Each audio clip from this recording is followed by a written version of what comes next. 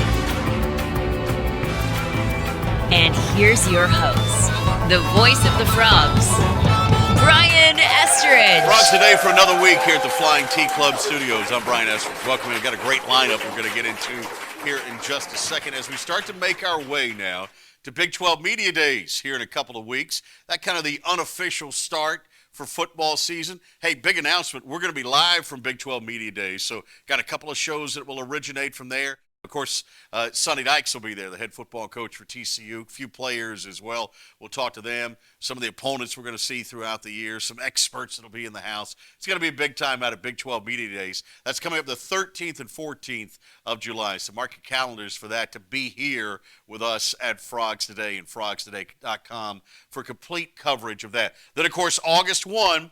That's when football practice starts, and this is where you're going to want to be to get all the information that you need, whether it's a website at frogstoday.com or whether it's here with us here in the Flying T Club Studios.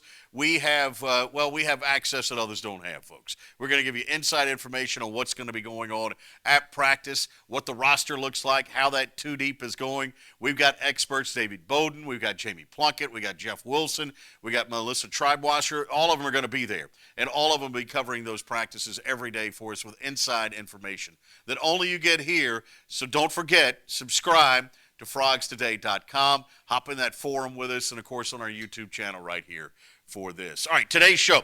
Let's talk. Oh, by the way, before I go any further, how about our friends at Longhorn Helicopters? We get a lot of questions about that open to the show that you see. Thanks to those guys for helping make that happen. A lot of people love how we start this show off every week here at Frogs Today. And thanks to Longhorn Helicopters for their assistance with that. All right, today's show. In our Where Are They Now segment, Brandon Parrish is here in town. You remember BP, part of that NIT championship team? He's going to stop by and visit with us. We'll do that coming up a little bit later on. Got our roundtable of experts talking recruiting as the show rolls on. But first, we want to welcome a big-timer to the show. Our headliner today, straight back, he's been all over the country playing golf, playing it at a high level. Let's just put it that way. We get to dive into that. Tom Hoge, the PGA Tour professional, joins us right now. Tom, come on out, my man. Thank you. Good to see you, brother. I'm feeling old with the Where Are They Now? Yeah, no, you didn't make that list yet. Come on in. Have a seat.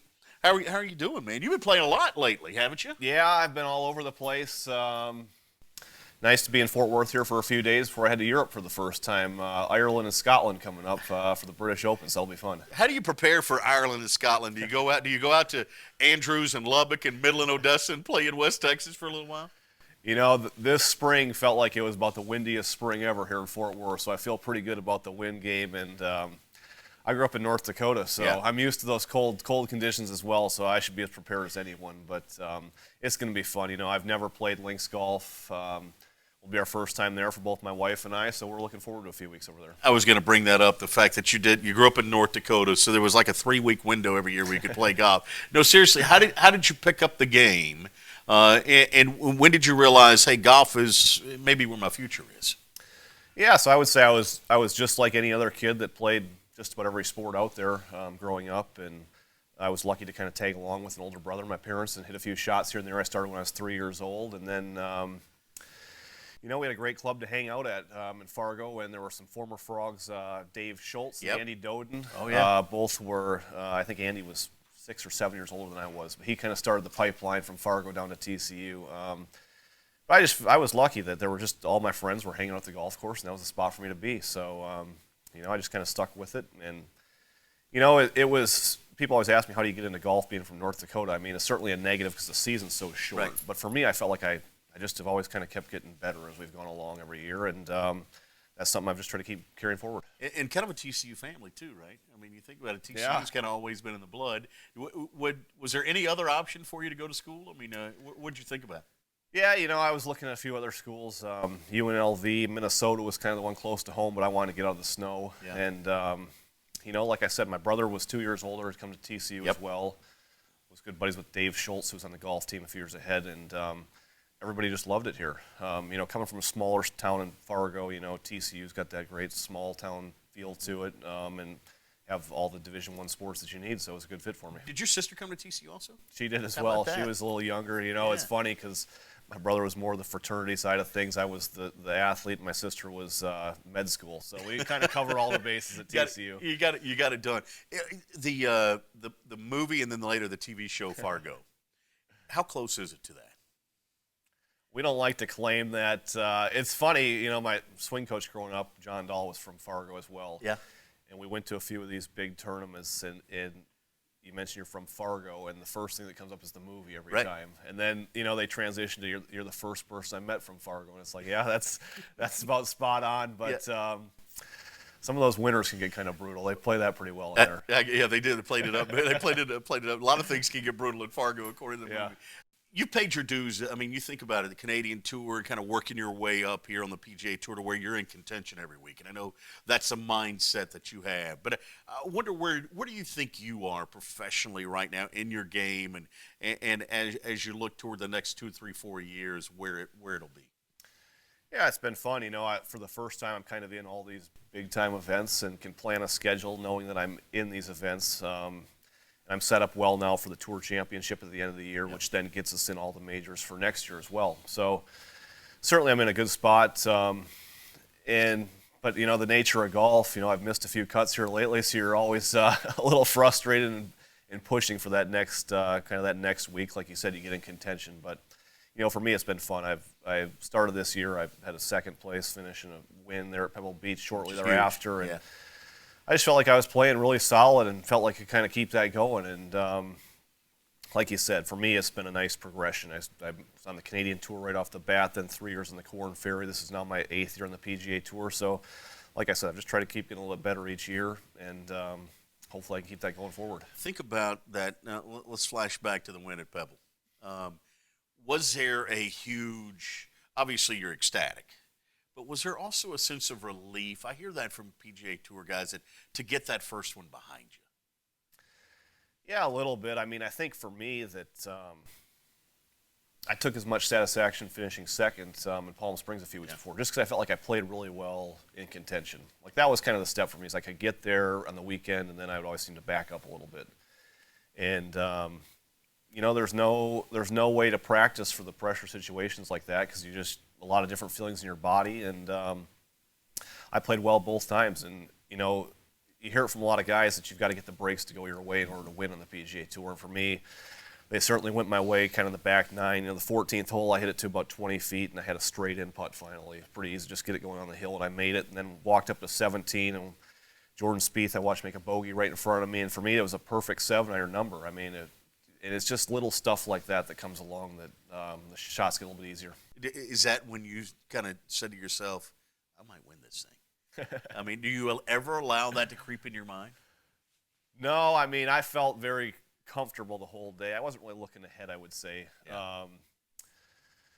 But I've had some troubles in the past in the 18th hole at Pebble Beach. There's a tree right in the middle of the fairway the year before. I had a ball get stuck in that tree. I remember that. So I knew it was ahead still, and I certainly wasn't looking ahead just because it's so hard to get it done out there. Yeah. So you think about the future now, and obviously Tom Hoge's a name that people start talking about. It. Hey, here's one of the rising stars on the PGA Tour. Do you consider yourself that? Do you feel like, hey, my game is just now, it's really starting to excel, and you feel like you're starting to put it all together? Yeah, I mean, I feel very comfortable and confident that when I'm playing well, I can compete out there for sure. Yeah. And I think, different aspects of my game have got a little bit better to get me to that point. It's kind of weird, though. I feel like I'm getting to be one of the old guys out there, too. So kind of got to take advantage of the next few years here because I know that, golf's getting to be such a young game, power game, that it's hard to compete with some of these young guys. Those guys come right out of college, and, I mean, they win that first year. Like, well, where did that come from? Yeah. You see, look at a guy like Colin who hadn't been out, Morikawa hadn't been out of school that long. Yeah. And you see how well he's These playing. guys are good now coming out, are. and every year it seems like there's another 4 or 5 guys coming out ready to go. Isn't that the promo? These guys are good from the PGA Tour. Exactly. Isn't that what it is? Real quickly, I want to talk about your time here at TCU and playing for Coach Monagle, who's done a terrific job over the years, and how that propelled you and really prepared you for the tour. Speak to that if you could. I think, the beauty of what Coach Monagle did for so many of us was that, he kind of let us be ourselves and not too much hands-on coaching, which, all the golfers that come into a school like TCU, Big 12 school, have aspirations to be professionals, and you got to go figure out yourself for the most part.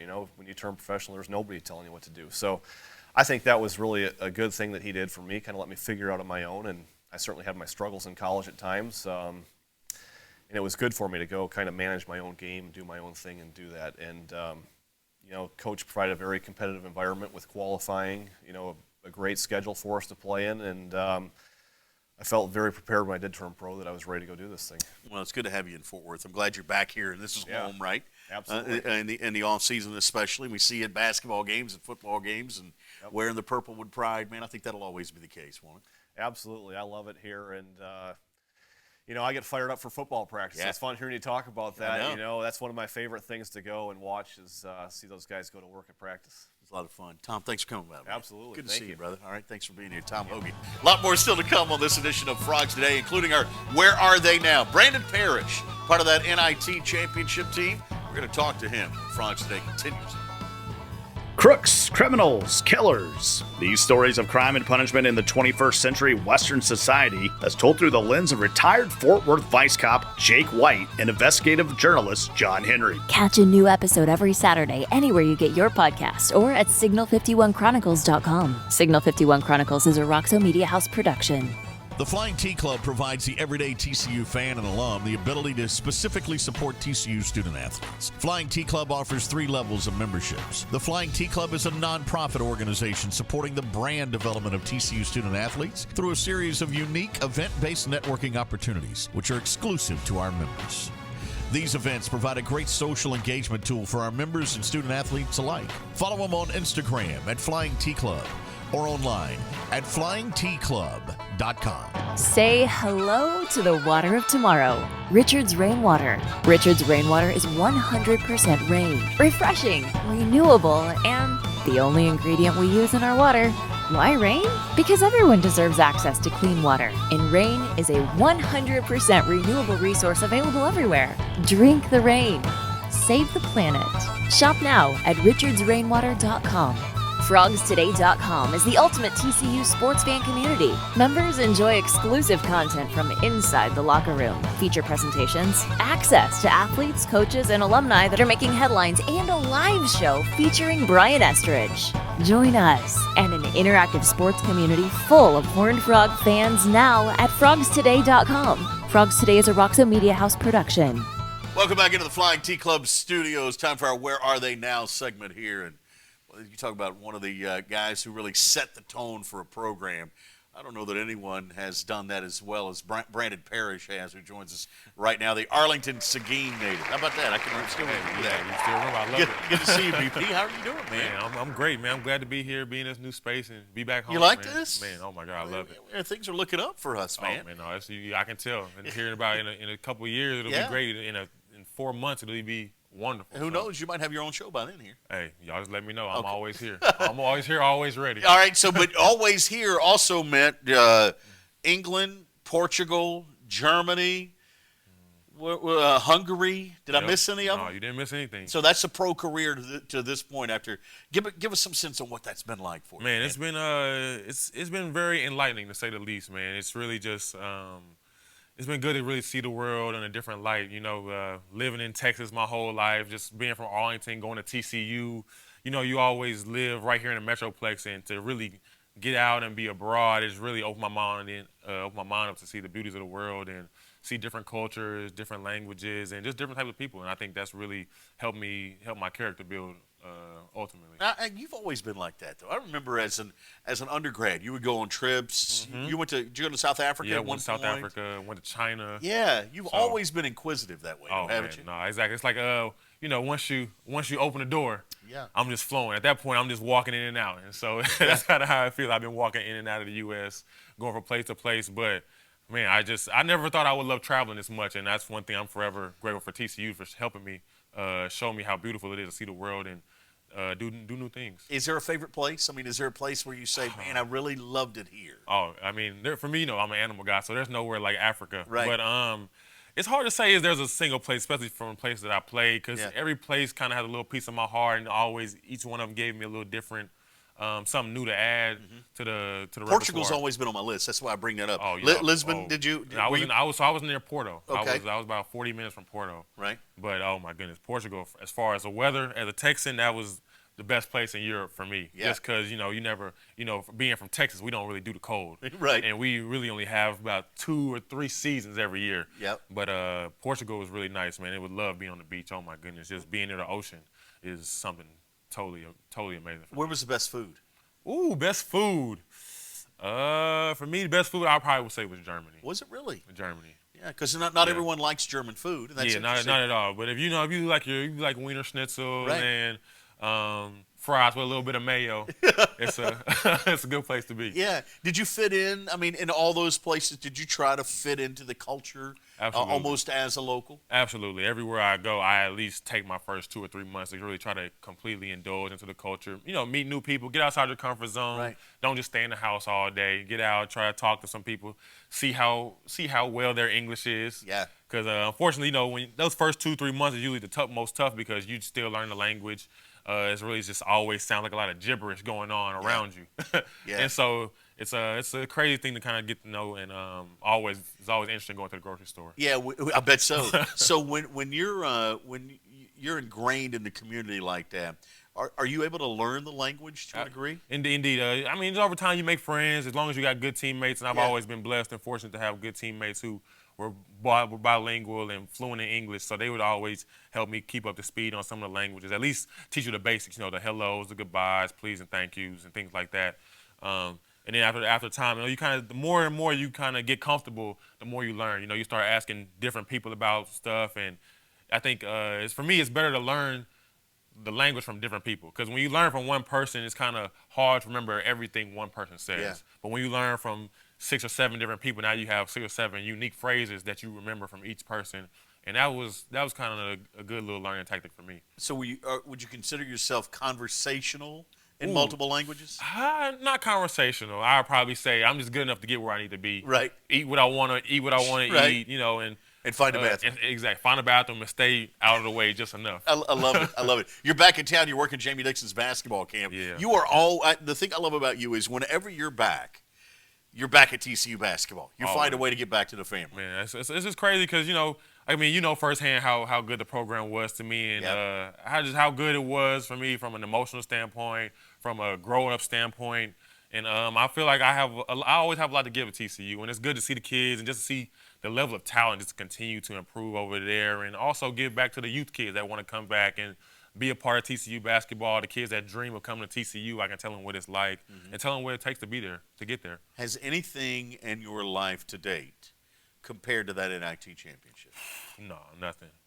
I remember the emotion that you do. I mean, you probably look back on it now and go, what? But I remember that emotion that you had. No, I always look back and say, I can't believe I was crying like that on national television. But no, it was so crazy because, that first year we lost every game in conference, and that really changed my whole perspective on basketball. Because, because I was coming out of high school, I was a top 150 kid. And so, I had professional basketball in sight, NBA hopes. and then you go from, one of the top kids in your class, top kids in the state, to last place in the conference, can't win a game, it'll really, it'll humble you. Yeah. And just that whole humbling experience, really, that's what really kind of started to get me thinking about things outside of basketball. What had me thinking about my major and what I was going to study, and what kind of led to me getting to South Africa. But, from there, we were 4-14 in the year. I thought we had the best team with Trey Ziegler, Keen Anderson, Emmerich Fields, and these guys when they were seniors. And then the next year, we had a lot of injury problems again. Ken Rich not being able to play. Chris Washburn didn't play until, I think, January, And so it was just another really tough year. And it's just like, you see everybody winning. You see guys from your hometown winning championships at Kansas. These guys are winning big games at Oklahoma State and at OU. And all across the Big 12, it seemed like everybody was winning big games except for us. Right. And so just to even when we got to that Big 12 tournament and beat Kansas, it was hard. It was hard for me to hold my emotions back in that game. Oh, yeah. But I'm like, we still got another game to win. And then we got to the NIT just to be in Madison Square Garden and looking up at the Raptors and just to see like, man, this is where we are. And we're not just here playing a little expedition game or a little rinky-dink November Christmas tournament. We're playing for a championship. And it's just, I would have never thought, after those 3 years that we would even had a chance to be playing for a ring, and to know that I was going to be able to have some hardware and walk away with something that would be forever. It was all the feels. Well, I think that I think that's the way TCU fans feel too. It'll be forever. No, indeed. That NIT championship, because it did mark the turnaround that everyone knows now, and I think it'll always be with them. Real quickly, what's next? So Hungary was your last stop. Hungary's my last. What's it going to be? Do we know yet? Don't know yet, but I did 10 months in Hungary, and that was 10 months was the longest I had ever been. And I think it's because they the previous 2 seasons had kind of got cut short by COVID. Yep. So I think the league wanted to extend the season a little bit, about a month and a half longer, just to give the fans a few more games. Right. Give them a little more to enjoy, since they lost a lot the last 2 years. And it ended up working out. We made the playoffs at a 6th seed, but right now I've been back for about a month, and I still feel like I'm burnt out. Right. So, I'm always looking at opportunities around the area and ways I can give back to the community. And even, I always love to be a part of TCU because I feel like they're giving me so much, and I still have so much to give. But still keep my options open, man. Going to listen to some offers here, but right now I'm really just enjoying the time with my friends and family. Always good to see you, man. Man, no, I'm it's good to be glad here. You came by. No, I'm glad to be here, man. I'm glad you guys had me back, and I'm glad to be in a new space, and just happy to see things still rolling. Hey, come by anytime, will you? Just hang out. Hey, you don't got to tell me twice. All right, I love it. BP, Brandon Parrish joining us here on Frogs Today. A lot more still to come. We've got our roundtable of experts talking a little football recruiting next after this time. What do you call a Fort Worth-centric podcast featuring guests of international, national, and local fame? Fortitude FW. Why catch the latest episode? Because every guest has a story to tell. Join hosts J.W. Wilson and Britton Payne every Friday for the latest stories from noted Fort Worthians in business, sports, lifestyle, entertainment, law enforcement, politics, and, well, you get the idea. Fortitude FW, where the stories never die. Listen anywhere you get your podcast or at fortitudefw.com. Fortitude FW is a Roxo Media House production.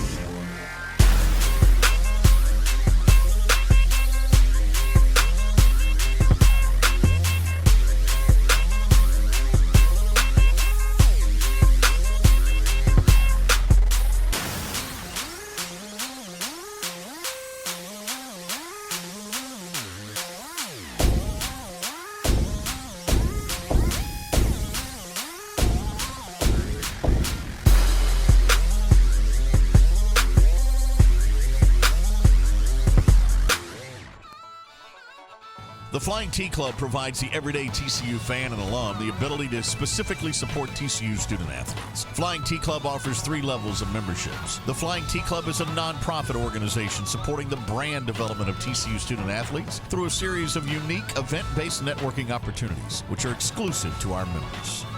These events provide a great social engagement tool for our members and student athletes alike. Follow them on Instagram at Flying T Club or online at flyingtclub.com. Roundtable of experts from the Flying T Club studios now, and we were looking high and low, and we found these two cats to join us. You know them, Jamie Plunkett, David Bowden, our recruiting and football and baseball and everything else experts joining us here. Let's talk recruiting, really from that angle. Let's start with. I'm going to talk football and baseball. We'll kind of lump them together. David, let's talk football first, because a lot of people are talking about the fact that Frogs had some guys on campus. You had some verbal commits, it seemed like, and then you wake up and 2 days later they're decided they're going to go somewhere else. Any need to panic here if you're a TCU fan? No, not at all. In fact, I mean, we all know it's just the volatile world of college football right now. But TCU's in some conversations, and they're working with some kids that frankly they haven't been in talks with at a level for the first time ever. So yeah. I think that's great. I do think they're in an interesting spot though, because they have to be careful, to make sure that they put their resources. Your staff can get as big as you want, but you got to make sure you get in there and recruit the ones that you can get, right? And they got a staff that can develop for sure. They've proven that at different places, and it's great that they're in those conversations. But they just want to make sure they're paying attention to those guys that are attainable. Really. Yeah. But I wouldn't say that there's anybody off limits over this group either. With the relationships that they build and the success that they've had in the years past, I wouldn't say anyone's off limits. No, absolutely not. That's the beauty of it. You Yeah. see them going after the best of the best, which is fun to watch. You just got to make sure you're paying attention to some of those other guys too, Sure. that are going to add a lot of value to your squad in the future. And I've seen your database. It seems like they've done that. They go a little deep now. There is no doubt. Yeah. There's no stone unturned. Yeah. These guys. Yeah. Recruiting on the other side for baseball. I noticed this shift now in baseball, and you and I have talked about it a little bit when we had Bill Mosiello and Kirk Sarlos and John DeLore on Frogs Today earlier in the year. To a man, all of them talked about how college baseball, you got to be young. You want to try to stay young. You want to be young. And then you look at this College World Series, and all those teams were old.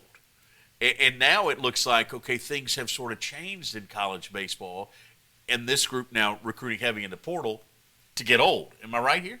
Well, I think with where TCU is right now, with the guys that they had that were freshmen and sophomores this year, it's really important to bring in a little bit more veteran leadership to surround those guys, because you're losing Tommy Sacco and Gray Rogers up the middle. You're losing some veteran pitching like Caleb Bolden. You might be without Riley Cornelio and Austin Crow moving forward as well if they get drafted high enough. And so the portal is really a huge aspect of how Sarlos and new associate head coach T.J. Bruce and Delora can keep this program ready to win right now. Yeah. So you've seen him go get Trey Richardson out of the portal from Baylor. You've seen him get Stoutenborough from Cal, another arm that can come out of the bullpen, long reliever style guy. And then they just got this kid from UNC Wilmington, Hunter Hodges, who is a proven closer, had a sub-3 ERA in conference last year, who can really kind of solidify the back end of that bullpen, which, as we saw in the regional and College Station, that's kind of where TCU fizzled out, was when they ran out of arms in the bullpen. They couldn't go any further. And so I think what Sarlos has done is figure out where those holes are and found some veteran guys to come in and fill those gaps around this really talented freshman and sophomore core. UNC Wilmington's mascot? Seahawks. Okay, good. Just wanted to make sure on that. Hey, by the way, when you look at the addition now of T.J. Bruce, you mentioned him, the head coach at Nevada. This seems like a really good get for Kirk Sarlos. Unfortunately, that Mountain West this year was a one-bid league, and Air Force ended up getting that by winning the postseason tournament. But, I mean, this was a really good Nevada team. How does he land a head coach? This is a huge pickup for TCU baseball. Yeah. I don't think TCU fans maybe fully grasp how big and important it is for them to get a guy like Bruce in here, and how rare it is for a head coach to stop being a head coach to come to another school at the same, obviously it's a step up because it's Power 5, but to move from head coach to associate head coach is a big deal. Yeah. And if you look at his pedigree, obviously he was great at Nevada, 2-time Mountain West Coach of the Year, 2-time regular season champions at Nevada since in his 6 seasons there. He was a great assistant coach at UCLA when they won their national championship, actually, coached against TCU in 2012 in that super regional. He has a tremendous recruiting pedigree. If you look at Nevada's hitting stats this year, they were top 10 across the board in the country for most of those hitting stats. To get a guy like him to come and be an associate head coach is huge, and it speaks to how well Sarlos and the administration at TCU takes care of their assistant coaches. I mean, you talk about how well Bill Mosiello was taken care of. That's why he stayed here for as long as he did. How well John DeLora is taken care of. For Bruce to make that decision, obviously, there was really strong financial support to make that decision, but also to be able to come in and help TCU, which is a pedigree program, maybe elevate just a little bit. I think that's something really cool that Bruce can now put on his resume. David, turn our attention now to 2 weeks from now. I guess it is 13th and 14th. Got Big 12 Media Days coming up. Coach will fly back in and bring a few athletes there. We'll get to meet the rest of what's going on around the league. Does that, for you, sort of signal to kick off? To me, that's one of those things where you mark it and go, okay, it's starting to get real. There's no doubt. I think that's an exciting time for everyone. Obviously, it'll be for Sonny, his debut on the Big 12 stage, and for those guys. So, there's no doubt we're fired up. I think, the kickoff for me goes back a little bit earlier, right. But I think for most people that's right. And then right after that is coaching school down in San Antonio, right? That's correct. For high school coaches in the state of Texas. Yes, sir. Yeah, their defense coordinator, Joe Gillespie, is going to speak. It's a big deal. All the coaches from the state of Texas are down there, and then you've got colleges flying in. They've really kind of limited it mostly to Texas college coaches, but every once in a while they'll get one to sneak in from out of state. But the high school coaches stay pretty guarded. Sure, when it comes to that. Good for them. Yes, good for sir. them. I like that. By the way, one final note here, Jamie, you just went on a big. You did like 6 or 7 national parks, is that right? 6 national parks in 9 days. That's a heck of a trip. It was a blast. And you hiked. Where did you hike? Mount Whitney. Yeah. How high up is that? 14,505 feet. Don't forget those last 5 feet either. Did you do that because your car broke down? Yes. Okay. I was no. wondering. So I have a buddy who's insane. Yeah. And this was his 5th or 6th 14er, and he wanted a friend on this trip, and I said sure, why not? And yeah. So I ended up climbing a mountain last How about week. that? Yeah. What's the highest you've ever hiked? Oh goodness, there's a couple of hills that I had to run as a Pop Warner kid when I was little. Exactly. I still remember them. They were probably as painful as your hike. It was not I great. think the elevator went out of the press box once. That's where I think I made it to. Yeah. All right, gentlemen, thank you very much for joining us this week on Frogs Today. Listen, you get more insight from these two guys. Terrific insight, as a matter of fact, on the recruiting front. Also, any rumors that are out there, both of them. I need you to go to frogstoday.com and subscribe. You'll get all the insight from college football recruiting with David Bowden and our Dissecting the Frogs, a brand new podcast that he's rolling out. Talking Frogs with Jamie Plunkett. He kind of keeps you up to date on everything, especially on the baseball and basketball fronts as far as recruiting is concerned as well. Thanks for joining us this week on Frogs Today. Till we see you next week, have yourself a good time.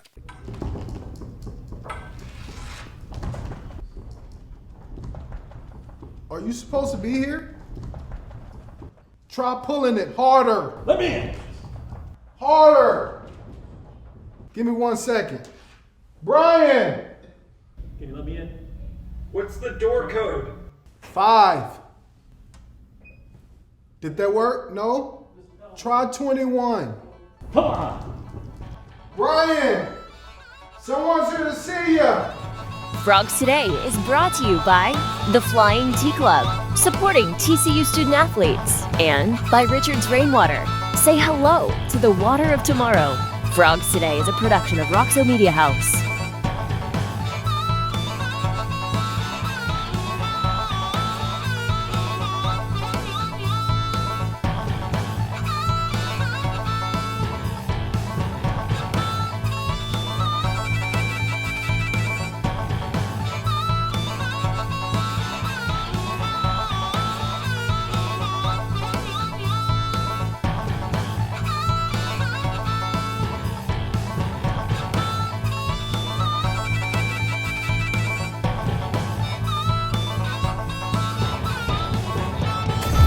Roxo Media House.